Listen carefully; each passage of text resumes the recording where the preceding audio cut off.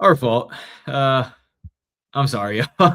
We are on now. We are good to go. We are trying to figure out how the ticker works because we're changing out the format of our old streams, and we're like going for a new look right now. So bear with us as we go through that. But we had to be here for the stream, the recap stream. Salkilld and Gamrot, Quillan Salkilld, the boy, getting it done, proving us right in the war room.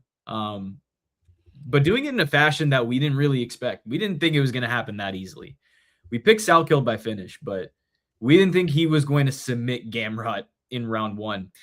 And it's crazy because I was telling Chris and Terrence, I was telling Chris and Terrence earlier in the day, I was like, okay, Salkilld sub, it's a good line right now. Like, it's not terrible considering he has better sub odds than Gamrot.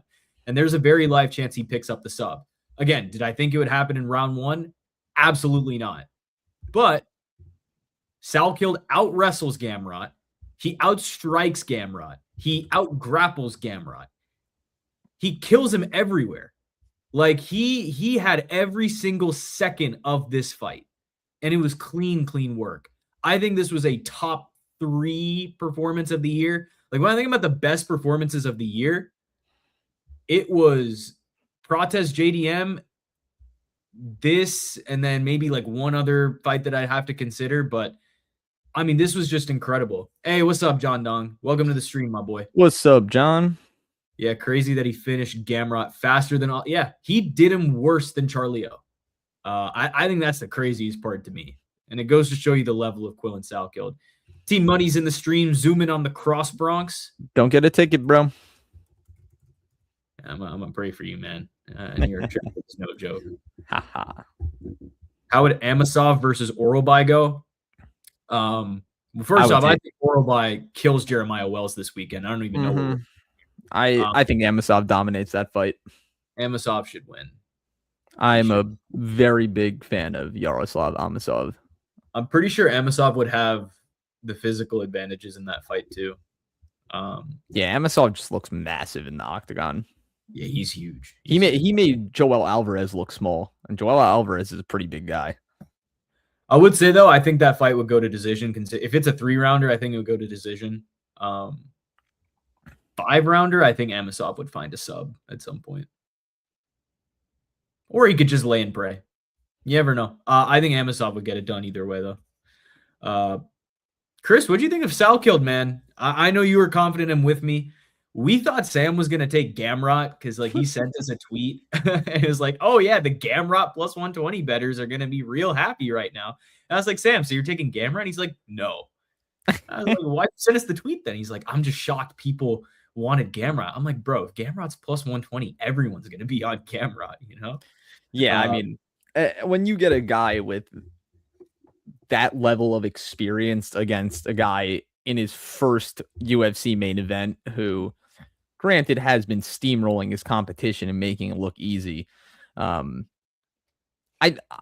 think that people are going to tend to go towards the side of the wrestler who is the underdog, especially in what initially felt like a wrestler-striker matchup. Like, I think Quillan's ground game and grappling prowess extremely underrated. I think people need to understand that this guy is a jack of all trades. And I know how the saying goes, jack of all trades, master of none. This dude might be jack of all trades, master of everything. Yeah. Like, he is a Swiss Army knife to the fullest extent. He made Gamrot look like an idiot in the octagon. He made Gamrot look like he didn't know how to wrestle, which is insane because that is his bread and butter, and he's a suffocating wrestler. And this is Gamrot, a guy who beat Arman Sarukian in basically a wrestling match. And Quillan completely negated everything. He negated every takedown. There was a little bit of worry when Gamrot was somewhat close to a knee bar, but I think Quillan, very good at jiu-jitsu, did a great job of being patient and not, trying to recklessly squirm out of there and potentially sink himself deeper into that submission. He kind of just waited it out and was able to sneak out the back door and then get on top and take Gamrot's back, and then it was over. From First of all, that picture of Quillan locking in the submission is one of the sickest pictures I've ever seen. Hey, and if you want to go see it, well, it's on our thumbnail, but if you want to go to our IG, it's on our IG as well. Yeah, straight looking into the camera, knowing what was about to happen. The dude he's Showtime, man. He's Showtime. Like, he's must see TV. For him to do that in his first main event, make it look easy, super, super impressive. And yeah, he needs a top 5 fight next. He does. I think it's time. Yeah, we've been preaching it to the choir since he got that big KO over Haqparast. We were like, this is the guy. After Haqparast KO, people were still saying, okay, we need to ease him into the rankings. We need to give him a slow. I'm like, bro, you could just send him straight up to the top 10. After I saw that KO over Haqparast, I was like, all right, this he's got the goods. He keeps proving it to us fight by fight, and he keeps improving every fight. He had a tougher time with Dariush than he had with Gamrot. Isn't that crazy? He had a tougher fight with Yanal Ashmouz. It's kind of crazy the way guys evolve in the UFC. We are seeing this in real time with Quillan Salkilld. Why did Asplin go to decision? Hey, man, Guilherme Pat, he's a tough cookie. What can I say? So, as I just said, I think we both think that Quillan Salkilld, we both agree that Quillan Salkilld deserves a top 5 fight next. Someone else that thinks he deserves a top 5 next. And guys, we're utilizing the ticker. We're trying out this ESPN format. Henry Cejudo on X, look at the bottom, said Quillan Salkilld is the real deal. Great composure, did an amazing job handling Gamrot's grappling. Give him a top 5 fight next. That's a former double champ right there, saying that this guy is legit. Yeah, I mean, he's got the goods, man. He's got everything. He is, as you mentioned, a Swiss Army knife. I want to see, we'll get into our matchmaking when we actually get to the fight. He has to be fighting into the top 5. I'd already probably consider him among the 5 at lightweight. Good. I don't even think you have to really test him in that manner, because I already pick him to beat maybe one or I'd pick him to be at least maybe 2 guys in the top 5 already. I'm very excited about Salkilld, if you can't tell. Throw him to BSD. Stay tuned. Stay tuned. Let's get into fight number 1. Gigi Canuto and Carol Foro. I thought this should have been the actual fight of the night. They gave it to Billy Q and Fajeda. Great fight. Canuto and Foro went to war. They went after it. Round 1, Foro was really busting Canuto up with the striking. She had some great leg kicks. I honestly thought there was a chance Canuto could get knocked out, but when we look at round 2, Canuto was able to control the back for basically the whole round. It wasn't a 10-8 necessarily, but she pretty much controlled that entire round. And it was like, okay, if Canuto could get this to the ground, she could beat Foro. So I'm not mad at taking Canuto as the dog here. Again, on the feet, it was to be expected that Foro would be better in the striking. And I mean, it's just a back and forth banger. Even in round 3, Canuto got a takedown. She almost got a literal armbar. It was locked in the whole way. And then Foro just somehow escapes it. And then if they're just standing and trading in the pocket, Foro's got the advantage. Foro took the decision. Again, it could be a 10-8 in the second round. I'm not mad that they gave it a 10-9. It's not the craziest decision, but either way, man, Canuto's 23. She just fought in a dogfight against a girl in Carol Foro who's looked good on Contender Series, looked good in this fight too. A really scrappy fighter. I think to step in on short notice for your first fight, I'm impressed with Gigi Canuto. I think she's got a bright future in the UFC. This is a tough matchup for her either way. Even on a full camp, it would have been tough. But the fact on short notice she was able to make it as much of a banger as she did, it's just great, man. For Foro, I think she should get something like Shauna Bannon next. She's going to keep climbing up the rankings, but both of these women have real futures. That's the big takeaway at the end of the day. Yeah, I think Gigi Canuto looked great. A little bit of a slow start in that first round.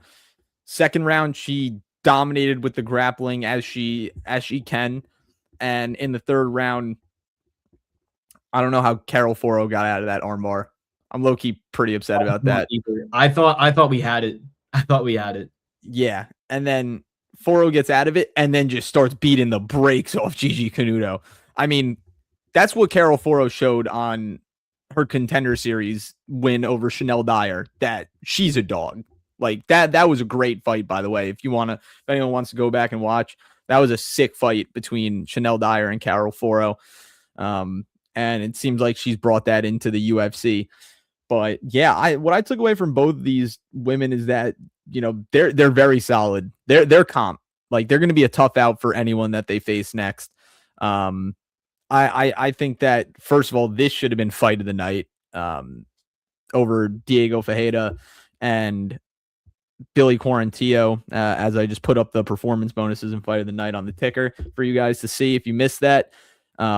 But yeah, no, this was a great fight to start off the night, especially from two women strawweight fighters. I was very pleased watching this fight, and I think I learned a lot from both of them. And, you know, Gigi Canuto is gritty, coming right off the Ultimate Fighter, you know, and stepping up against Foro, who is very aggressive and really tries to get you out of there. So yeah, I think both of these women won in this. I think great debut for both of them, if I'm being completely honest. Yeah, the stock went up for both. And it's crazy to think about with Foro and Dyer. Gigi Canuto put up a better fight on short notice against Carol Foro than Chanel Dyer did. Yeah. And Chanel Dyer is good. I'm a big fan of Chanel Dyer. Yeah. I mean, Canuto, I'm still very high on Canuto. I think she can be something in the UFC. Not mad at taking her as the underdog. Still think the value was there. The odds were wrong. It was a close fight.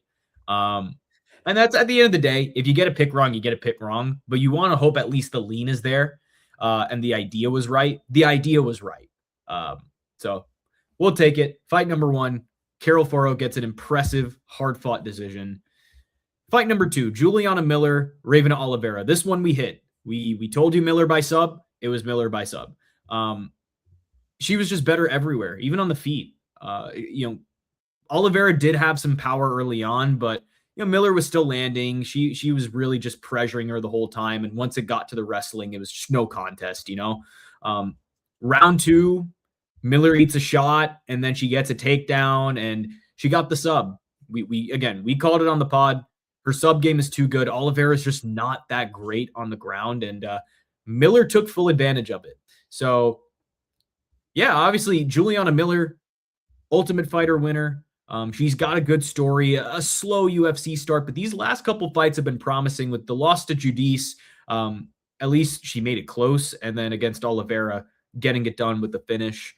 But for Oliveira, I don't think they're going to keep her around. I mean, this is just not looking good. You know, I respect her for giving Juliana Miller a scrap, but I don't think she's going to stay on the roster. That's 4 straight losses now. I think her time is done. But for Miller, I mean, I think it's tough because 125 is such a good division, but I think she's going to get a step up next, and we'll see how she performs in that step up. I'm not all the way confident about it, but I think Juliana Miller looked good here. She did exactly what we thought she was going to do. Yeah, 100%. We prefaced this fight that the grappling was going to definitely be on the side of Juliana Miller, and that's pretty much what happened. That's pretty much all she wrote. She was able to control the first round nicely. It was a little bit slow. Second round, she was able to work the takedown, sink in the rear naked choke, and, you know, made pretty easy work of Ravena Oliveira. And I was saying, I mean, if you look through Juliana Miller's grappling history on Tapology, she beat Bia Mesquita in grappling, in jiu-jitsu. That's insane. Bia Mesquita is a multi-time world champion in BJJ. Granted, it was because of like escape time. Say again. And Bia Mesquita is a 135er too. Yeah, 100%. Granted, it was like weird because it was like because she escaped from like bottom, or it was like escape time. Regardless, she beat Bia Mesquita in her world, which I don't think should go unnoticed. She also beat Fatima Klein as well, and Fatima Klein's a pretty good wrestler / grappler. So she has the prowess. She really does. Yeah.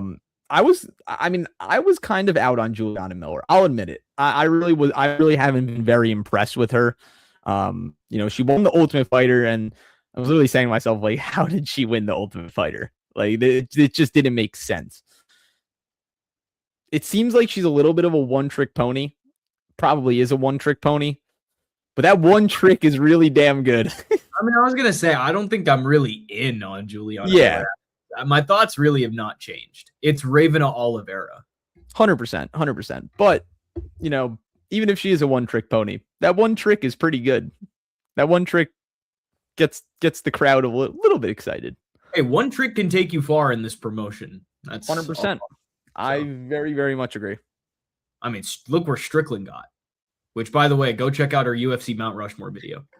Miles Johnson, Gianni Vasquez. Yeah, this fight was crazy. This was just a roller coaster of emotions. I did bet Johns by decision. Yes, it did not hit. I did not think these guys would just come to scrap like that. I thought this was going to be a pitter-patter, ticky-tack, all right, point fight. They came to bang, okay? And, yeah, again, this was one of the more fun fights on the card. Again, Vasquez stepping in on super-duper short notice. He clipped Johns with a left hook right on the temple. He dropped him. I didn't think that Vasquez was going to actually do that, let alone Johns was going to come back in the fight. But while Vasquez is trying to kind of figure out what to do from there, Johns clips him, and he gets the comeback KO in round 1. Miles Johns had not finished a fight in 5 years. Can you blame a kid for taking him by decision? I'm sorry. I'm very sorry. But he got it done. I think he's definitely going to get some better favorable matchmaking after this. We look at that Abu Dhabi card. Abdul Hussein was a name that came out as a big winner there, getting the finish over Cody Gibson. If they want to do Abdul Hussein versus Miles Johns, I think that's a good fight at bantamweight. I think it's a fight that makes sense. It would be almost like a measuring stick to see just how good Abdul Hussein is. We could see a Johns fraud check in tow. Could be very entirely possible in that fight. Or you rebook a fight that we have seen canceled numbers and numbers of times. Miles Johns versus Cody Garbrandt. Let's just make it happen. And for what it's worth, Cody Garbrandt probably gets slimed out. But you know what? I think it'd still be a banger either way. And it's a fun unction veteran scrap that they could do there. So those are the options for Johns. For Vasquez, I do think they will keep him around on the roster just because he did step in short notice once again. Give the guy a full camp. Give the guy a full camp and see what he can do, because he still looked promising in this fight. He still dropped Miles Johns, So whether it's at 135, maybe he could cut to 125. I think that could be in the cards, considering these past 2 bantamweight fights have been short notice. Mm-hmm. But yeah, I a lot of respect to Gianni Vasquez, but Miles Johns with the comeback of comebacks. Yeah, that was crazy. He got dropped, and I was like, oh, no. Please don't, bro. Please, no. Comes back and just absolutely unloaded. What was it, a right hook, left hook? It was something of the sort. I don't remember. It was a sick punch. He dropped Gianni Vasquez really bad. Gets on top and just puts it on him. Yeah, very, very nice comeback on the side of Johns. I think Vasquez got a little comfortable after he dropped Johns and was a little complacent with his defense. And Johns made him pay for it. Johns is a grizzled vet. Like, he'll give you that really hard 1 to 2 rounds, and then he'll still fade in the 3rd round. But that first and second round is usually very good from Miles Johns. Like, he's calm. But probably not exactly how he wanted it to go with getting dropped. I guess that was a knockdown. I don't know why it didn't count as a knockdown in terms of statistics, but yeah, I mean, it woke him up because he put Gianni Vasquez's lights out right after. Yeah, so I mean, I guess if Johns does fight Garbrandt, that could be very interesting. Maybe someone like Khan Alfley How does that sound to you? That could work. Is Con Offley? I hate to be saying this. Is Con Offley shooting higher than Miles Johns? It's on a Crazy. 3-fight win streak. Could be. He He could just be. beat Javier Reyes. Before that, he beat what's his face? Ooh, you know what? Scratch that. I have a good fight. Miles Johns versus Francis Fire Marshall. Yo, it's so late at night, bro. This is how I know it's late. I thought you were about to say Francis Ngannou. Yes. I was like, so you have chosen death. Yes. Yeah. I mean, Francis Marshall could be good too, but is Francis Marshall shooting up?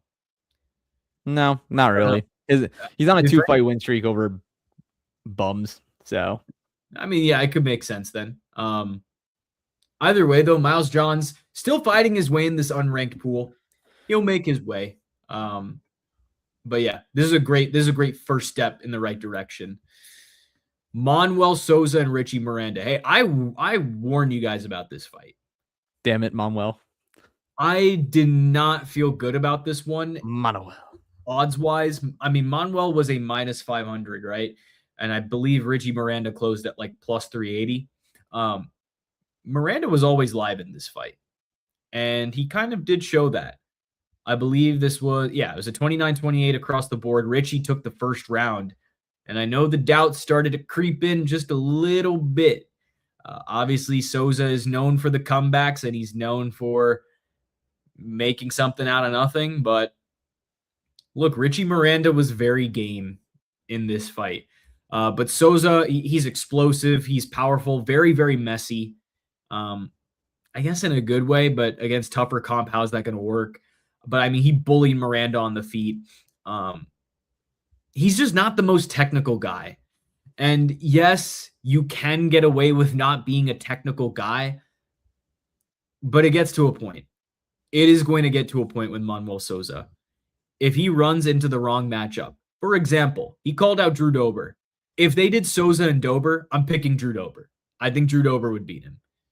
Because you can only run into so many other brawlers as a brawler yourself. You're going to lose at some point. I think Manuel Souza is on his way to losing. Like, I don't think this really changed anything for me. Souza's just kind of an overrated prospect. He's good. He'll get things done his way. But this is against the likes of Balaji Oki and Richie Miranda. And he didn't even finish Richie Miranda. Miranda got a round off him. So, again, if you do want to do that, if you do Manuel Souza versus like a Chase Hooper, I guess that could be a good highlight reel for Souza. But if Chase Hooper gets the back like Richie Miranda did, Souza's not getting out of that. So I think there is some intriguing potential there. Manuel Souza versus Daniel Zellhuber. I think that could be interesting too. Obviously, Zellhuber's just been on a crazy downswing. Maybe that's a chance for me to buy low on Zellhuber. Nah, he would smoke Zellhuber. Zellhuber's not grappling. But we just need to find out where his ceiling actually is. That's the biggest thing. But Miranda had some grit, man. He really stayed in this fight. He was tough, definitely crafty in the grappling exchanges. He even while getting hurt. I think this was a good UFC debut. Again, he was fighting Manuel Souza. So on short notice, he made a good account of himself at the end of the day. And I think I actually got a stock up in Miranda and a stock down in Souza, even though Souza won. Weird enough. So that's how I felt about this fight. Yeah, I mean, well, I think to the defense of Manuel Souza and to the credit of Richie Miranda, Miranda's chin was on one. I forgot to mention that too. He has an iron chin. Yeah, like Souza, there would have been a lot of lightweights that would have been knocked out with some of those shots that Souza was landing, and Richie Miranda ate them. So I can't fully blame Souza for not getting the knockout as much as I wanted him to get the knockout. But like I said, it's to the defense of Souza, to the credit of Miranda. But hey, Richie Miranda came in there on his debut and stole around off Manuel Souza and had a good amount of success in that fight. He is a Cub Swanson guy, so you know how those guys do in that gym. On bloodline. Yeah. Cub Swanson's a great coach. So you knew Richie Miranda was going to come in there prepared. And he did. He 100% did. But good job by Souza for, recognizing that he needed to kind of put the pedal to the metal, turn up a little bit in the later rounds, and he did pull away with it. But there would have been a lot of other people that would have been knocked out by some of those shots, and Richie Miranda definitely ate them tenfold. And I agree with what you said. I think my stock for Souza pretty much the same. Didn't drop, didn't go up at all. My stock for Richie Miranda definitely went up. I was very impressed with his performance and what he was able to do. So I think that was a good job of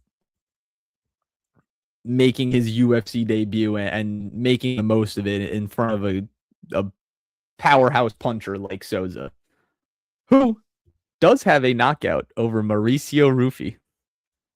If you don't know. This is just the obligatory mention every bro, time. Why did I pick Sutherland? I'm such a bot, bro. Yeah, I pick flip this one, guys. He sucks. I watched the weigh-ins. The weigh-ins wouldn't have told you anything different than what we already know. Sutherland is a blob. I mean, well, yes, but it's also the fact that can I really bet on Sutherland as a minus 200? Absolutely not. And that's why I did not touch this fight at all. I stayed far away from this. I touched it. I touched it real hard. I touched Montana. I touched the line of Jose Montana. I did not touch Montana physically. Jose Montana gets it done by sub at plus 165 odds. Holy steal. It wasn't even a fight. Really wasn't. That was barely even in the first. He gave up. Yeah, he literally just gave up. Takedown, submission, boom. Easy. I mean, total dominance. He looked good. He looked good. I would love to see what he does against someone that's not Louis Sutherland, but he looked good. Obviously, Sutherland, last time out, beat Tai Tuivasa by lay and pray. Couldn't do that against a guy that has good jiu-jitsu. And Montana does have good jiu-jitsu. So I guess the bigger question now is where do you go with Jose Montana? Do they keep him at a measured pace? Do you give him someone like, I don't know, Thomas the Train Peterson? Do you go that far, or do you give him another blob? I think this is now the waiting period. This is the purgatory. See what he's really got, what his ceiling is. For Sutherland, you are on the chopping block. You probably get one more fight in the UFC, and it's only because you beat Tuivasa, which, by the way, just how shit is Tai Tuivasa. Louis Sutherland's got one more chance. Don't talk about my tie like that. I'm sorry, he's going to get slimed out by Despain very, very badly. So sad. I think if Louis Sutherland even goes to decision in his next fight, the UFC will find a reason to cut him. He's just not that like he's not showing us anything. He really hasn't. Yeah, that was pretty bad. That was like hilariously bad. Very, very, very bad. Dude, he didn't even have to lock in the choke. I think he should have just laid on his back and Sutherland probably would have tapped. Yeah. Tai Tuivasa had one job, man. You just had to stay on top of this blob. Couldn't do it. Yeah. I actually have nothing to say about this fight. There's nothing to say. If you really want to know what happened, go watch it. It was absolutely nothing. I mean, yeah, look at the strike totals. There's nothing. Montana looks so much faster. He landed a few good shots, took Sutherland down, and then it was over. I audibly laughed after watching it. As soon as the choke was sunk in, I went. No, literally. And then I texted in our group chat, that was hilarious. Thank God I did not put money on either of them. You should have put money on Montana, bro. Nah. I ride or die with my picks. I can't bet on a guy that I didn't tell the War Room to take. I told y'all to take Sutherland. I pick flip. This is why you follow us on Instagram, because the picks that go on our Instagram are our final picks. What Chris is telling us, he flip the pick. I just know someone lost like a fuck ton of money on Louis Sutherland. Right? Because the line kept growing. Oh God, man. That is so funny. That's really funny. But the War Room won big. And you know why? It's because Dear Nurgojai got a finish. His first finish. Facts. Dude, he didn't wipe his eye except for when he got eye poked. Good job, DR. Yeah, actually, thank you, Bruno, because Bruno, he eye poked him and like he almost like rubbed the eye for him. Yeah. Action. Very tame Nurgojai was. Yo, it's like when John Silva hit the front kick to Diego's Adam's apple, and he didn't have to rub the Adam's apple. Yeah, he just because he got a full ass front kick to it. It's nice, man. Sometimes opponents are very nice in the UFC. It's all about showing respeto. Yeah, Nurgojai by finish was plus 140. I hammered it. It was so easy. It was so easy. I didn't hammer it. It was just in a bunch of my parlays, but as a plus money prop, cash money. Just a very technical performance. Deer really just waited until the final second to get it. He had me sweating. He dropped Bruno Lopez at first, and then Lopez somehow survived. I'm like, no way, chinny ass Bruno Lopez is going to survive this. And Deer gets it at the buzzer. But yeah, this was a huge win. This is Deer's defining moment in his UFC career and professional MMA career to this point. A huge win. And I think he's off to bigger and better things. And that means a fight against Julius Walker. Give him the juice box. Again, first career finish. It was a great finish. He looked great in the fight. He's still kind of at the bottom of this unranked pool. But I think he can finish Julius Walker. And from there on, you can start to really build him, because now he's got a highlight reel of 3 clips, including Contender Series. 3 clip highlight reel. But that's what development is for. We're still in the developmental phase with Deer Nurgojai. Yeah, no, definitely still in the development phase, but nonetheless, a very good win. Finish like at the buzzer too. That was what I felt like we were promised with, or at least kind of drawn to believe Deer Nurgojai was. You know, didn't have much success in his first 2 UFC fights. Comes back against Rafael Tobias with a little bit of a revamped style, looking more comfortable on the feet. And then comes in against Bruno Lopez, looking very comfortable on the feet. Lopez did land a quick takedown. Nurgojai was able to get right back up and then just absolutely put it on him. And that was definitely his most impressive performance, without a doubt, not even a question. But I think that's what his capability is in the octagon.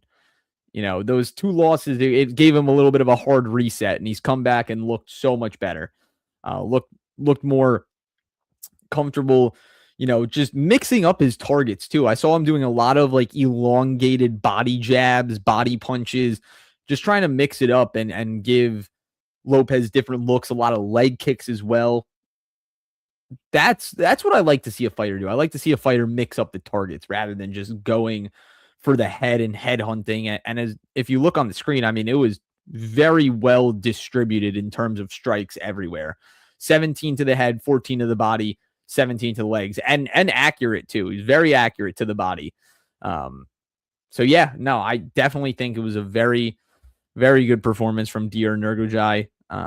For who he could fight next, not really sure which route I want to go with him. I think Juice Box is a good call for him, especially after watching him get absolutely slimed out by Yakyaev in 8 seconds. But yeah, I mean, I think that's perfect. There's really no one else in the bottom of light heavyweight to give him, and you know, some of the guys above are just a little bit. out of his league. Like, do you really want to give him a Billy Elikana? You could, but I think that's not a bad move. yeah, I mean, DR's on a 2-fight win streak now. Elikana's on a 3-fight win streak. They both have 4 fights in the UFC right now. So yeah, I mean that could the Tafa fight, right? Elikana, yes, he is coming off that win against Junior Tafa. Yeah. So yeah, nah, you know what? How about that? How about that? Yeah, I think that could work. Shout out to Deer Nurgojai, man. How good is Brendason Ribeiro? Stephen Asplin versus Guilherme Pat. So we had Asplin by KO. This was a competitive fight. It was a fun fight. Asplin looked really good in that first round. I thought he was going to slime him out in the first, but Pat ended up surviving. Round 2, Pat starts busting up Asplin. He even dropped Asplin in the round. But round 3, Asplin was just able to dog it out, get the decision. I mean, there's not much to say here. He literally said in the post-fight interview, which, by the way, Asplin's post-fight interviews are fucking comedy. But he basically said, oh, yeah, the odds makers were wrong. They shouldn't have made me a minus 300. Yeah, you're damn right about that. But I'll take the Asplin money line. at least I just bet that. But Asplin's already calling out another fat heavyweight. That's who he wants to fight. Another fat heavyweight, which not necessarily slim pickings in this division. You will find a fat heavyweight if you want one, Stephen Asplin. So somewhere in that range. Maybe you do like is it too far to say like a Marcin Tybura would be a good fight for him? Tybura's coming off like 3 or 4 straight losses now, I think, because he lost to Rakic, he lost to Fortune. And then did he beat someone? Who, Tybura? Yeah, I don't think he's lost 4 straight, but I think Marcin Tybura and Stephen Asplin would be an interesting fight. No, he has not lost 4 straight. It was Delia, Fortune, Rakic. His last win was against Mick Park in last year. Okay. Yeah, so I think this would be a fair fight then. Asplin on the come up now once again. Tybura pretty much on a hard decline. I think that would make sense. For Pat, I think Pat is falling into the Leon Edwards problem where he's a really good athlete, but he just doesn't have an MMA skill set to the max. Or at least it's not fully fleshed out. He obviously has an MMA skill set, but it's just not very good. And he doesn't have the it factor. He doesn't have that extra oomph that's like, okay, you're going to be something.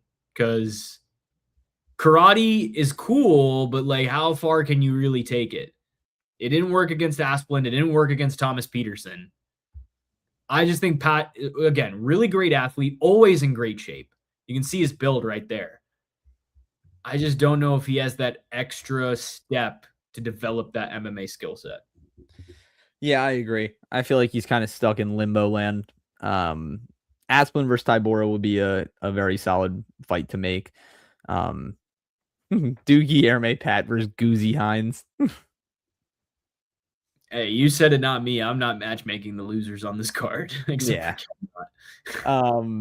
But yeah, I mean, it was definitely a close fight. It was undoubtedly 19-19 going to that third round. Asplin turned up. He put pedal to the metal. A lot of clinching going on. There was a lot of clinching. I think Asplin was just absolutely gassed. Like he was clinching to try and regain energy. I don't think it was well. One, I mean, Pat did make him respect the power. He made him respect the striking. But I think Asplin gassed him. He was gassed in that second round visibly. And in the third round, he did what he had to do. He landed his shots, accumulated the damage to take it on the scorecards, and then kind of just coasted through. Which, you know, if you feel the threat of being knocked out, you know, get your points and run. Get your points, tie them up, and try and negate them from being stolen, which I think he did. Yeah, wanted the Asplin knockout. He dropped Pat really bad twice and wasn't able to capitalize. But hey, that's the name of the game. That is the name of the game. He gets the win regardless. So I think that's all that matters for Mr. Steven Concrete Asplin. We go to the main card, Billy Ray Goff and Ty Thrilla Miller. Yeah, man. I mean, this was just an absolute beatdown. Honestly, they should have stopped it in the second. 100%. But Billy Ray Goff's corner is stupid and said, "Oh, just don't engage in the third round." They should have stopped it before the second round even ended. Just stop it. I mean, they should have just at least stopped it in the corner. Like, why would you tell your fighter don't engage? Like, that is the dumbest thing you could do without just saying, "Okay, he's done. We're gonna stop the fight." Like, why just just run away, bro. Just run away. Yeah, I mean, an Apex Octagon, bro. He's gonna find you. Yeah, I mean, Goff's eye got completely shut in the second round. Miller was just basically, he's the volume killer, Miller. You know, that's Ty Miller, the volume killer. His boxing is phenomenal. I mean, like, Goff was just in survival mode the whole time. I mean, and Miller, again, 77-inch reach at welterweight is going to do that for you, but he's just so good at stacking up damage. That is what makes him such an interesting prospect at welterweight. I've bought in. I think Ty Miller is definitely going to be something. He's really, really good to me. I wouldn't rush him, though. I hate to do this to this guy. He's a great person. How about we do Oban Elliott versus Ty Miller? Oh, God. I'm very sorry. Rip Obviously, Oban just got slimed out by Michael Oliveira, and you're giving him to another killer on this Contender Series roster with Ty Miller. But I think it's the right next step. Because I wouldn't do Ty Miller versus like a Suk Young Ko. I just think that's too far ahead. I don't want to ruin his progress in what he's doing. I want to give Ty Miller another highlight reel knockout. I think he slimes out Oban Elliott very badly. But I think it will be in his style. It'll be like a third round finish. It'll be somewhere where he just kind of stacks up the volume as it goes. For Billy Ray Goff, I mean, given the losing streak, I think he's done in the UFC. I don't think he gets another shot, but he showed a lot of grit in this fight. He is a very gritty fighter. Unfortunately, it was not for his own. It was his toughness. He was too tough for his own good, I should say. And again, his corner should have ended it after the second. Yeah, I thought the fight should have been stopped in the second round, period. Yeah. I didn't even think it should have saw the third round, but what do I know? I'm not a MMA ref. Yeah, Ty Miller's striking is dude, it looks pretty elite. It's so fluid, it's so crisp, powerful, accurate as well. And yeah, he's just a volume killer, man. He stacks it up on you quick. And if you don't make any adjustments, he's going to do what he did to Billy Ray Goff and absolutely suffocate you with striking. I mean, he was on him instantly in the third round. He didn't even let Billy Ray Goff breathe out of the bell, out of the opening round bell. Yeah, it's just very impressive to watch from him. I think he definitely has a size advantage at welterweight. He uses it very well. I think he had a 5-inch reach over Billy Ray Goff and used every centimeter of it. So yeah, I mean, so would you want to slow cook him? Is that why you're giving him Oban Elliott? Yeah. What about Carlos Leal?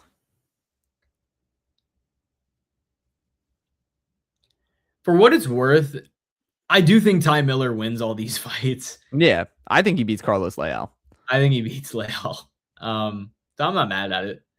I just think he needs one more like big finish before the UFC starts like actually like pushing him. Because I think Ty Miller is gonna be one of them ones from this class at least.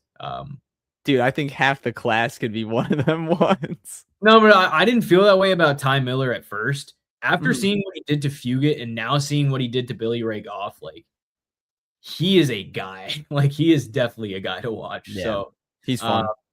Yeah, I'm not mad at Carlos Leal. I think he beats Leal. I think he beats Suk Young Ko. Yeah, I was thinking that too. I think And hope finishes Sakyonko. Yeah, and hopefully you guys bet the Miller parlay. Both Millers win. Yeah, if you got Miller by sub and Miller by KO, you know which one is which. Good on you. That was one play that I was recommending to people. I did not place it, but I know I told Terrence about it though. I told Terrence to play that one. But yeah, Ty Miller, man, he is a killer. He is a killer Miller. Lemos and Tainara. I've seen a lot of backlash against Tainara for this fight, which, yes, she is a quote-unquote boring fighter. She did exactly what I thought she was going to do in this fight. Round one, obviously the clinch work was there, just controlling Lemos against the cage. Pretty simple stuff. Whenever it got in the pocket, Tainara was kind of winning those exchanges just by being the first step, or the first step. Lemos was a step behind, I should say. Round two is where it got weird. Lemos hurt Tainara, but obviously the clinch work again, the grappling kind of just neutralized it. She got a late takedown. She got the round. Round three, Tainara started to scrap a little bit more. She took more risks. She knew she had the fight won. She didn't feel like she was going to get KO'd. Again, Tainara did what she had to do. Lemos, nearing 40 years old. This is kind of the last steps of her career. Tainara's actually a girl that's on the rise. That's actually, going up in this division. So it was a crossroads matchup, and it went exactly how you would think. In terms of a next step, I was thinking Tainara versus like a Jacqueline Amorim. I know it would be technically fighting down in the rankings, but I don't know who she's going to fight up against. I really don't know. So I do Tainara versus Amorim, and I think the UFC is going to want her to get a finish at some point. I think she would have a chance of getting a finish against Amorim while it's still being good comp for her. So yeah, Tainara gets it done. Not the most fun fight, but she gets it done clean. Yeah, I like the fight against Amorim for Tainara. I don't know how one judge scored it 30-27. I thought the second round 1000% went to Lemos because she dropped her, which was a knockdown. Stats don't have as a knockdown. I thought it was a knockdown. But Lemos might be old on the older side. She still packs a punch, bro. She still hits hard as hell. She can crack. She's probably still the hardest hitter in this division. Yeah, 100%. She hits really hard. But Tainara, she's not the most exciting. I think she's at her. I think her excitement peaks out at what her opponents give her, because the first two rounds in her last fight against Bruna Brazil, very, very boring. Bruna Brazil gets up in the third round and starts going crazy, landing kicks, punches, kind of forcing Tainara into that brawl. Tainara is not going to do that herself. If her opponents bring that to her, yes, she has the capability to, but that's not her first option. And then comes out in the third round, tags Lemos with like a short hook, staggers Lemos. It wasn't a knockdown, but it was a visibly rocked Lemos after that. And then Tainara ran her up against the fence, did what she had to do. Yeah, not the most exciting. I think she definitely needs to get some finishes under her belt to be pushed heavily. Or at least a few more wins where she's undeniably, challenging for a top 5 spot. But yeah, being a decision merchant only takes you so far.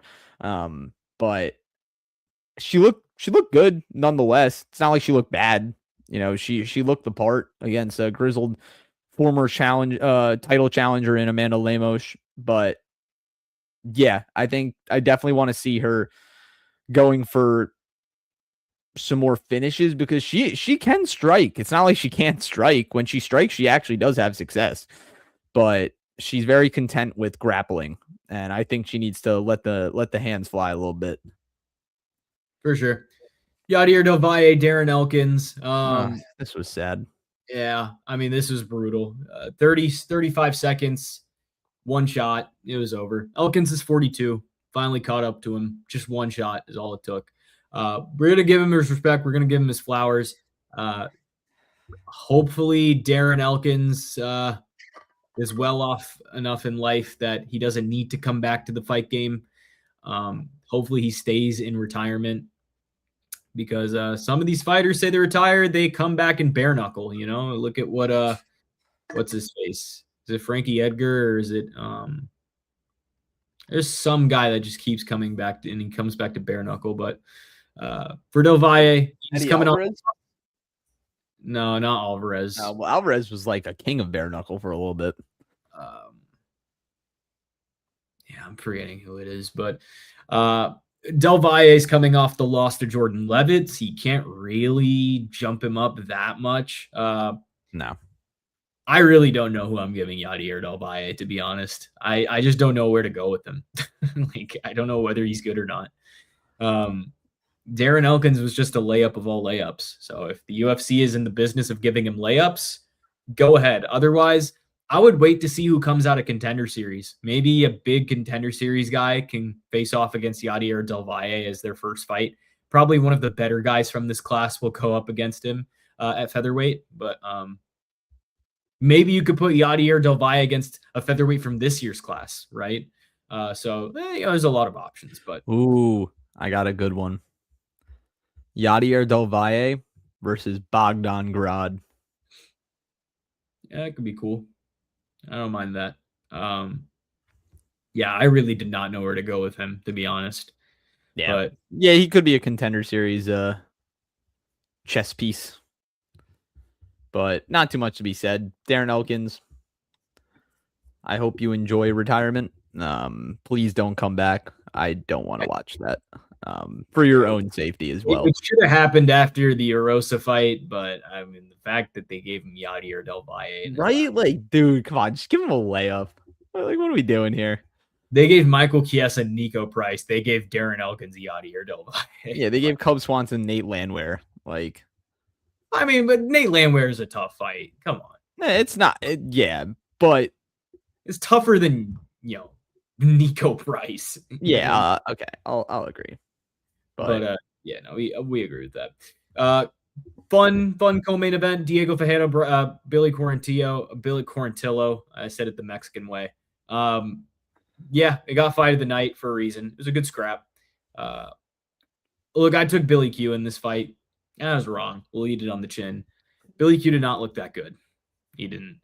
A lot of heart, a lot of grit, as he shows in every fight, but the range striking was such a problem for him. Diego Ferreira just pretty much picked him apart. I mean, just really clean work. Really clean work. Quarantillo kept trying to get in the pocket, and when he did, the shots were not that good. He was off target. The takedowns got stuffed. Even on the mat, he ended up in bad spots. Like, you could give round 3 to Quarantillo on volume, but it just was not, it didn't matter. This was a big win for Ferreira. I mean, he's 41 and he still keeps finding ways to just keep on chugging in the UFC. You got to love it. I think you do an unction. I think you do Ferreira versus Jared Gordon. I think that could be a good test for both directions here. For Quarantillo, it's just kind of been rough for him. He's not going to get a very favorable matchup. I think they'll match up Billy Quarantillo with like a prospect just to see if he can pass it. But yeah, not much else to say here. Ferreira gets the dub. Yeah, Billy Q did not look good. I thought he would look a lot better. I was actually very nervous for this fight. I wanted to bet on this fight, but I stayed away from it because I thought that Billy Q would have had more success. He did have success in the third round. But Ferreira looked pretty sharp on the feet for a 41-year-old. But I think it was due to the slowness of Billy Quarantillo. It just felt like he was kind of a sitting duck. Like, he would trade back every time that Ferreira landed, but Ferreira's shots did a lot more damage than the Quarantillo return shots. Yeah, I mean, I thought Billy Q, especially taking what, a year and 7 months off, a year and 8 months off, 9 months off, Hmm. would have looked refreshed. But it kind of feels like he came back on the same note that he left, just a slower, kind of less durable version of himself. He still has the volume, but his his bread and butter was his durability and his volume output. And it seems like he's kind of losing both of those.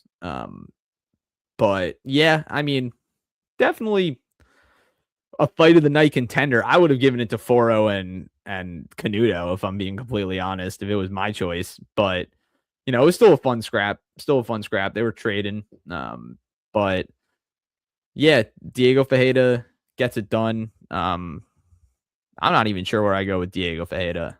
Who did you say? Did you say a name?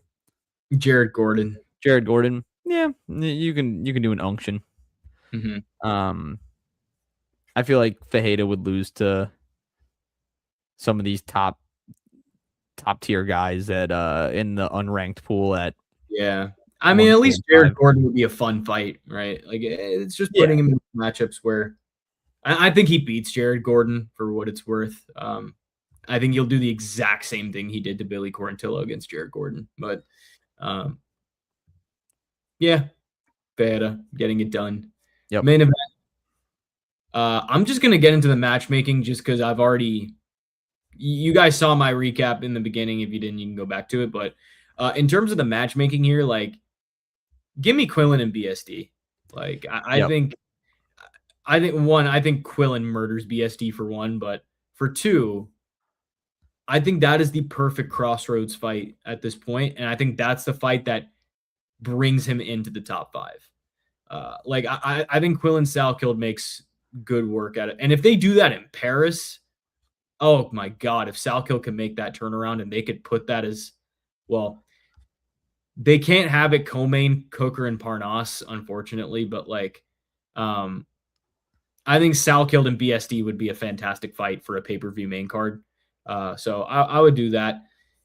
I think I've seen some other kind of takes about, okay, who else could he fight besides BSD? What if they did? Okay, this would be a crazy fight if it did happen. If Diego Lopez comes up, that would be crazy. Ah, dude, that would be wild. Quillan Salkilld and Diego Lopez would be an insane fight. And it's something I didn't even really think about because the idea of Lopez moving up to lightweight feels like an idea, and it's not really anything that's been concrete. Oh my god, that would be insane. Yeah, I would love to see that fight. But I think he's ready for the elite, man. I think Quillan and Patty would be a great fight. I think I'm taking Quillan over Patty. Am I taking Quillan over Patty? Am I taking Quillan over Patty? I am. Am I? No. Dude, I don't know. I I don't like actually can't even give a pick on that. I don't know if I can. I'd have to lock myself in a room and do some deep tape study on that. Because I don't know if Quillen's out grappling Patty. Yeah, I and I don't know. I don't think Quillen's knocking out Patty. Yeah. Wow, that's a tough fight to call. That might be That the fight to make. that might be the fight to make. Dude, Nah, that but I I feel think like that would Patty's probably be dead pick 'em. but Patty's shooting up. I don't think he's gonna fight down against Quillen. Yeah, I don't think so either. Yeah, that is a dead even pick 'em fight though. Quillen and Patty, like I could not tell you who's gonna win that fight. Could not tell you. I think he I, beats BSD. yeah, I think BSD is the right call. Let's honestly just go through the entire top five. Let's go through the entire top five. I don't think he's beating Arman.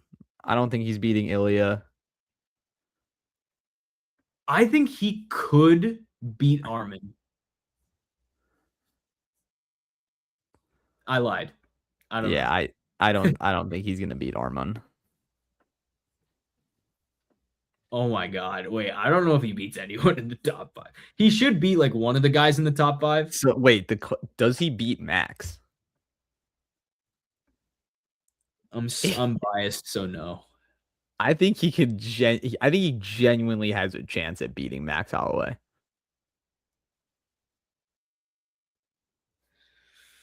On the feet, I'm taking Max. Grappling is not a question. Yeah, grappling's not a question. But does he get Max down? Dude, he took down Gamrot, bro. I think he gets Max down. He took down Gamrot easily. I'm coping. I'm coping. Max would win. I'm coping. Max would win. I think Max will get it done. Because Max at least poses a much bigger threat on the feet than Gamrot does. When you don't pose as much of a threat on the feet, I feel like Quillan could do whatever he wanted. Yeah, you only have to worry about one thing. But Max, you got to worry about that shit. You know, I don't know. I think Quillan against the entire top 5 is just such a tough call. He should beat realistically like one of them, but against like the other 3, it's like does he beat Charles Oliveira? Even though he did finish Gamrot faster than Oliveira, does MMA math line up? Does he beat Charles Oliveira? I don't think MMA math lines up, but I would give him a very solid chance to beat Charles Oliveira. Well, yeah, you give him a solid chance against anyone in the top 5, but I think BSD has to be the next fight. Like I think, for what it's worth, I think Quillan would beat Hoofy. I think he would beat Hoofy. He would beat Hoofy and Benoit. The rest of the top 5, I don't know. That is so tough to call. Lightweight is like always, a lightweight's always good, but it's just like, damn. It is damn good this time around. Let's see this slip. Binkers. DK blessed me with an 100% profit boost, and I made them pay for it. We had Juliana Miller, all money lines. Miles Johns, Manuel Souza, DR Nurgojai, Steven Asplin, Ty Miller, Ty Nara, and we ended it off with the man of the hour, Quillan Salkilld. That's a nice looking slip right there. Yeah, we all cashed $25 into 740. Yeah, that is a crazy parlay. I'm not gonna lie. Crazy hit from the War Room, man. We do this shit. I'm telling y'all, we do this shit. And by the way, gotta shout it out. Sam went perfect. Yeah, Sam had a perfect card. Yes, he did not lay down anything. He didn't lay a single penny down on the card, but he went perfect. The War Room had an absolutely amazing time with this card, and it was a great card for what it's worth. Now that I've gone through it fully, this is an awesome card. It was people pretty fun. said it was going to be a shitter. It was not a shitter. It was literally the exact opposite. It was great. MMA fans always do this. But a crazy plus 3,000 parlay hits, man. Let's go. As for Gamrot, I mean, do you do Gamrot versus like Tom Nolan? Yeah, you could. Like, I mean, he needs to do a little bit of soul searching after that. Like, that was bad. Pretty bad. I think Tom Nolan would be a good next step. Like, that's the only guy in that 11 to 15 range, because they're not gonna do Fiziev and Gamrot again. No, I got a great fight. The biggest snooze fest of all time. Gamrot versus Grant Dawson. Yeah, I think we're good on that. You hit the 9-legger? What does that mean, Team Money? Yo, no one asked, Terrence. No one asked. Oh, the 9-leg. Oh, with the part. Oh, yeah. I remember which one you were talking about. Yeah. But nah, man. Shout out to Mr. Quillan Salkilld getting it done. And we'll go ahead and use this opportunity to take a look ahead as we pull up UFC 330. Ladies and gentlemen, it is freaking fight week. Islam and Gary are about to be locked in a cage fighting for the welterweight title. It is also official. I am going The hotel room has been booked. Let's go. Let's go. Let's talk about this fight for just a little bit. My early lean, I'm taking Islam. Our picks are going to come out during the week as well, so we won't go over every fight now. I'm taking Islam by sub. I think he's going to finish Ian Gary. All the tape study I've done so far has told me that if Islam looked this good in his welterweight debut against Jack, now that he's acclimated to the division, what the hell is this guy going to look like? You know? Like, I think he's going to look even better. And that is very bad news for Mr. Ian Gary, because Islam looks really good at this weight class physically. I don't think he's at a size disadvantage at all going up against Gary. Like, again, he is a welterweight. He's a natural welterweight, and he is going to look even better in this fight. And if it does get to the ground, which Islam will hit a takedown, look at Gary's neck, bro. It's just out there for the taking, dog. Long out neck. Long out neck. Long out Islam neck. is going to submit Ian Gary.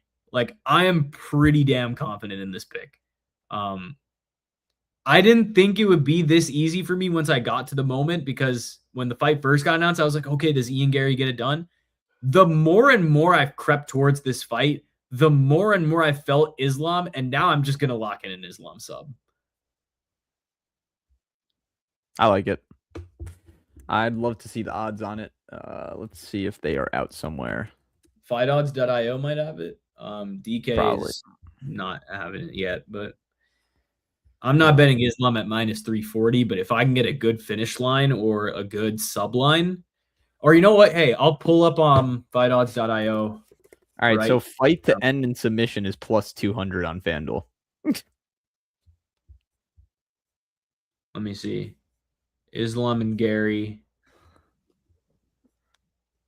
Do they only have the money line? I'm checking the duel of fan.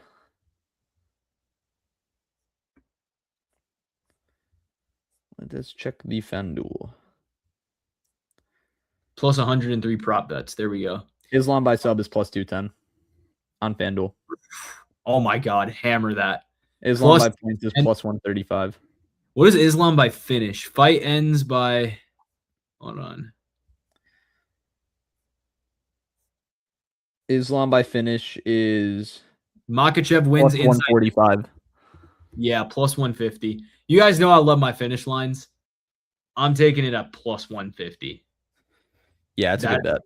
That is beautiful odds. That might be a hammer time. Yeah, that might be my pick for this card. Islam by finish, Islam by sub. I think he'll get it done. I think he'll get it done pretty easily here. Well, not easily, but I think he will find a finish at some point. I do still rate Ian Gary enough to give him a chance in this fight.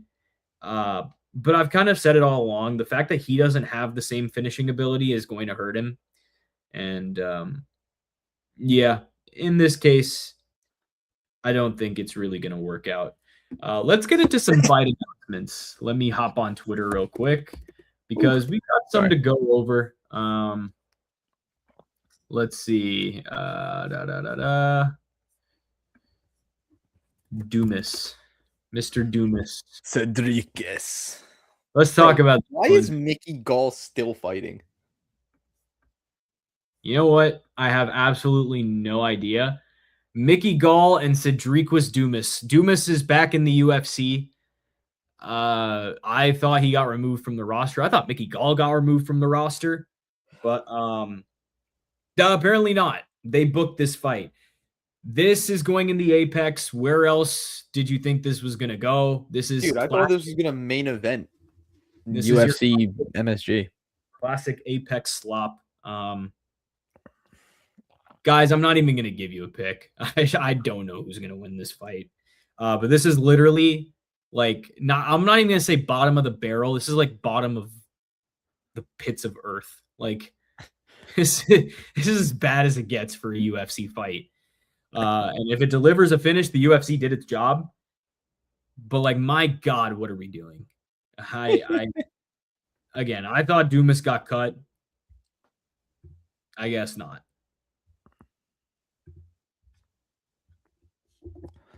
Got another fight announcement today too. If you want to pull it up, Olden Correa will fight Imanol Rodriguez at UFC 332. This is a big one. I kind of feel that Alden Correa is going to beat Imanol, but like now I'm kind of like half-hearted on it. I think Imanol could finish Alden if Alden puts up a performance like he did against Stuart Nickel. But Alden does have physical advantages, so we'll see what happens here. But yeah, it definitely doesn't compare to Dumas and Gall because Dumas and Gall is actually the biggest fight of all time. But yeah, man, I would think Imanol gets this one done, but like I really don't know. I think the size is definitely on Correa's side. And I think that'll help him in the scrambles. But dude, Imanol's good. I'm a big fan of Imanol. That's gonna be a crazy fast-paced matchup. Like that is gonna be action galore.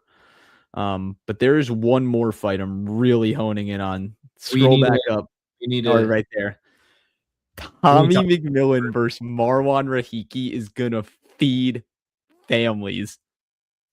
Yo, look at Cub Swanson in the comments. Bum fights? What are you talking about, bro? Is that the real Cub Swanson? Yeah. Yeah, it's Cub Swanson. You mean bum fights? I think Tommy McMillan puts out Marwan Rahiki. We've seen him get reckless so much, and Marwan Rahiki is so hittable. I think Tommy will land early and often. I think you know why he said that? Because Marwan Rahiki is a bloodline guy. He is? Yeah. It was a top comment. You get sparked in the first round by both of them. Well, yeah, no shit. I respect your career, but you're finished. At least give some respect to the young prospect. Chikadze victim. That is crazy. What does that mean, Cub? I love the lack of ball knowledge in the comments. Yeah, I shouldn't say it. I didn't know that. I shouldn't say it because I literally just looked it up because I know Tommy McMillan's a Red Hawk guy. But I looked up Marwan Rahiki, Cub Swanson, and yeah, he trains under Cub Swanson at Bloodline. Does Marwan Rahiki train with Cubs? I thought he was like part of the city kickboxing team. Nope. No, Marwan Rahiki does not train with Cub Swanson. Bro, what? Marwan Rahiki trains out of Lions Den Academy in Sydney, Australia. Dude, Google AI sucks. Oh, you're using Google AI? I just looked up Marwan Rahiki and fucking Cub Swanson, and it says he trains under Cub Swanson. Marwan Rahiki fights out of Lions Den Academy. Yeah, I just checked Tapology. Sydney, New South Wales, Australia. Honestly, there's no way he's a bloodline guy. I do not remember Marwan Rahiki. Not, bro. Yeah, I'm a Wikipedia ass motherfucker. Does he even have a Wikipedia? I don't know. Yo, just like disregard that. There's no viewers in here right now, so just don't watch that part. Just scroll by. Yeah. It's late, bro. I'll believe most things at this point. No, 100%. All right, let's get to that fight you wanted to talk about. Roman Kopylov, Atabago. Oh, not that. No, I thought. Yo. What other fight there? I mean, we can talk about that. This is gonna sound so bad. When you were scrolling by, I thought that was the Marwan Rahiki Tommy McMillan one. Oh. At very quick glance. I think you can assume why. Hey, chat. Who's Tommy McMillan and who's Marwan Rahiki? So I think you thought Kopylov was Tommy McMillan, and you thought Rahiki was a Gautier. Yes. I saw the fro. I saw a white dude, and you could piece together the rest. Yeah. However, though, this is a great fight. This is a great fight. Yeah. They're finally giving Ateba an actual competitor.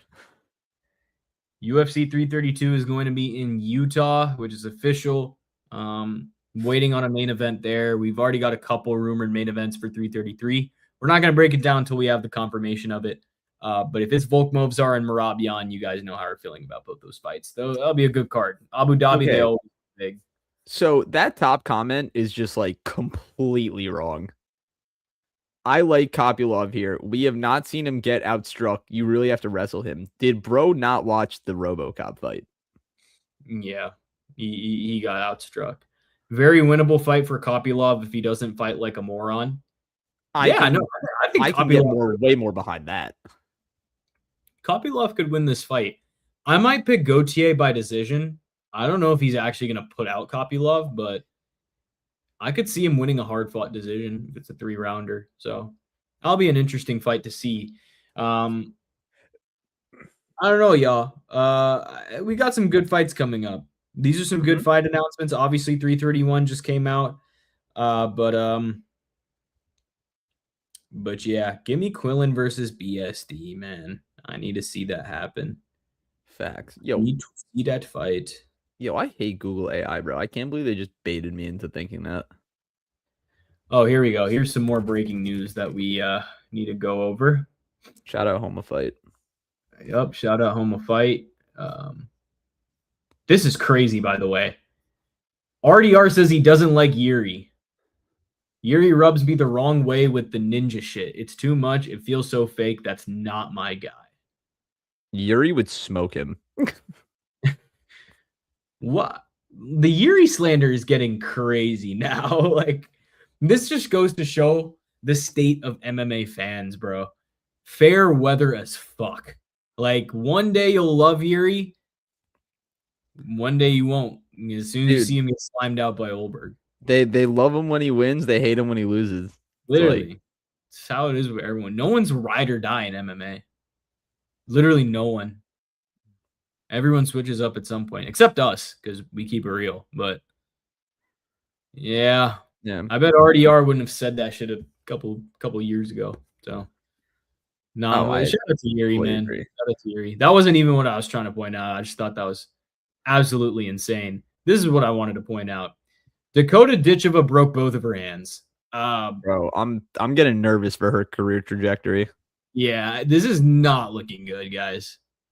Both of the hands, which, by the way, I don't even know how she's moving in the video, but shout out to you, girl. Queen. Does the UFC still want to make that Ankalaev Ditcheva trade? Yes. Yes. Yeah, I think we still do. I think we still do want to see that. I don't think Dakota becomes a champ if she comes to the UFC. It's not even because of the injury thing. I always kind of felt that way. Like, she'd do good, but I don't know if Dakota was ever really going to go, get the belt per se. Mm-hmm. This sucks. This really sucks for Dakota. This is going to be another long recovery. It's both hands. I'm pretty sure she broke one hand the last time out. Yeah. Is she going to end up being the female Shavkat?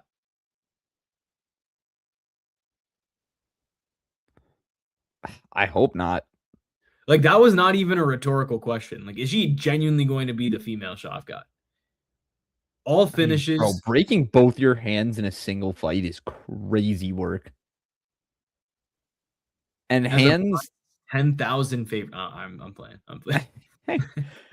Nah. You did say I will give her the benefit of the doubt. Yeah, I'll vindicate her for this. Yeah, but like, hands are so wishy-washy because it's like once you break them, they're a lot easier to break, especially when you're punching people in the face. Yeah, that's not gonna look good. Bro, I saw so many comments on Instagram under that post. I forgot. I don't know if it was the specific Home of Fight post, but it was something. And it was like, people were like, yeah, like she wouldn't win a single fight against anyone in the top 15. And I'm like, bro, are you kidding me? I'm like top 5, it gets very hairy up there.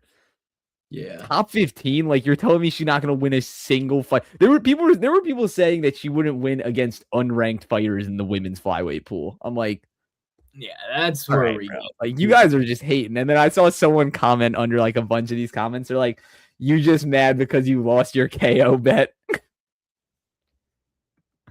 Yeah. Like, dude, I mean, why would you even better at those odds? Exactly. You also can't tell me that she's not winning a single fight in the top 15. Yeah, no, like that's just ridiculous. Fine. I just don't think she would get the belt. Like that's and that's a very valid point. It's not like that's a given. Like winning a top 15 fight and getting the belt are two different worlds. But if she does venture over into the UFC, which I hope does happen, I am nervous for the career trajectory because that's terrible. Well, anyway, she's locked into the PFL until next year. I know. It's gonna have to be done through trade. Yep. And they're not doing a trade. Bye, Big Onk. I don't think they're doing a trade for Dakota now that this news broke. Yeah, no. It's gonna be very hard to leverage. So yeah, y'all. We just want to do a short stream, just recapping last night's fight night, going over everything. So in terms of our content schedule, we just dropped our Mount Rushmore video this morning. Go check that out. We thought it was a dope video. We would love for you guys to enjoy the hard work we put into it. This week, we will have our UFC 330 picks out. Obviously, it'll come out during the week. We will do a midweek live on Wednesday to recap Contender Series. Go follow our IG for our Contender Series picks. I'm going to post those on our story on Tuesday. We are very, very excited for Contender Series, especially week 1. Week 1 is going to be a banger. It is not going to be like week 1 from last year. I will tell you that much. Bilal Hassan. Bilal Hassan's going to murder this Indian man that they put on there. But yeah, we will have that for you guys. And then, and then we'll have our recap of UFC 330 around this time on Sunday as well. So it's going to be dope, man. Week full of content, exactly how we like it. We're glad we can keep putting out this content for you guys. We just want to do a short stream just to catch up, just to get with everything. Make sure we recap the card for y'all. Do our due diligence, if you will, fulfill our obligations to you guys. But yeah, subscribe if you're new. Like on the stream means a lot to us, and it's a free action. So if you want to do that, it's the best way to support us. Follow the socials down below. Our Instagram, especially, we are becoming way more active on Instagram, way more active on TikTok as well. So go follow those as well. But yeah, Chris, any final words before we peace out? Quillan Salkilld is a dog. I love that guy. He's awesome. He's a funny personality too. Yeah, that he made Gamrot look stupid. He really did. He really did. All right, y'all. Y'all have a good night. Take care. See you guys real soon. Peace.